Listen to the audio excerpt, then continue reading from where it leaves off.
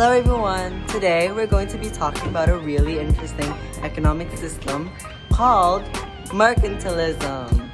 You may not have heard of what that is, but it's fine. We're going to work it out together. But before we get into it, let's start with a new word. What is mercantilism? Well, mercantilism is a system of economics and government rules that was used in Europe during the 15th and 17th century.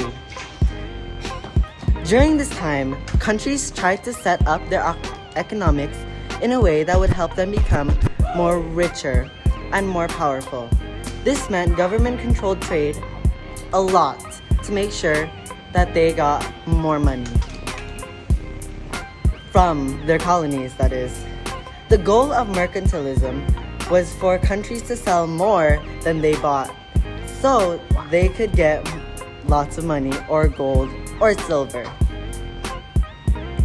This system created competition between countries, and they often set up monopolies to control trade routes and resources. Now let's talk about Monopoly. Have you ever heard about this word before? Maybe you've played the board game Monopoly. But do you know what it means in real life? A monopoly is when one person or company has complete control over selling or trading something. That means no one else can sell that thing in that area. This often means higher prices and fewer choices for buyers.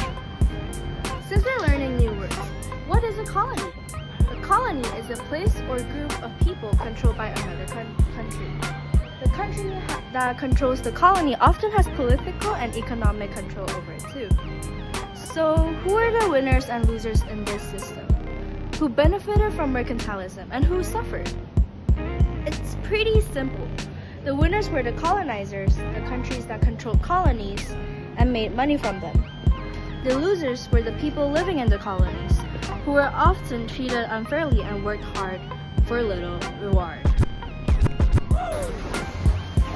If mercantilism was so popular in the 1600s, why don't we use it today? Why do we have to use a capitalist system? Mercantilism started to fade for a few reasons. One big factor was that the colonies didn't like being colonized and wanted to trade more freely. Also, smart economists like Adam Smith said monopolies and government control hurt the economy because they stopped new ideas and competition, which were really important for the good economy.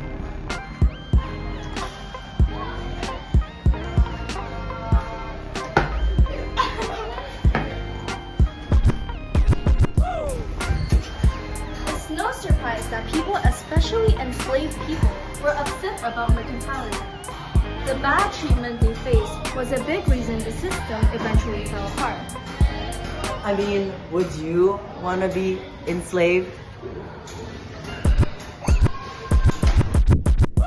One example of a monopoly was a Dutch East India Company.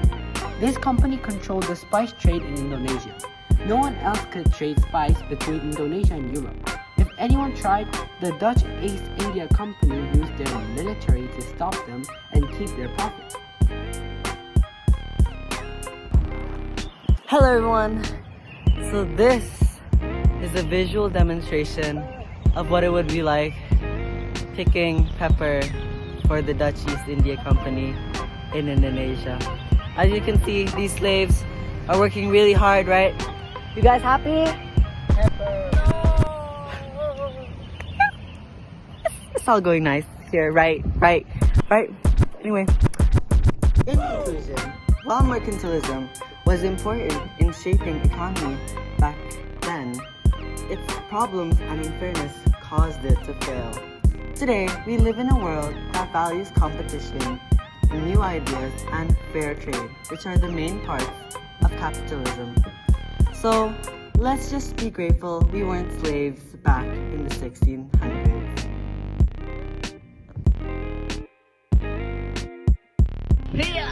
Now, if mercantilism was so popular in the in the 16,000s. In conclusion, while the mercantilism was an important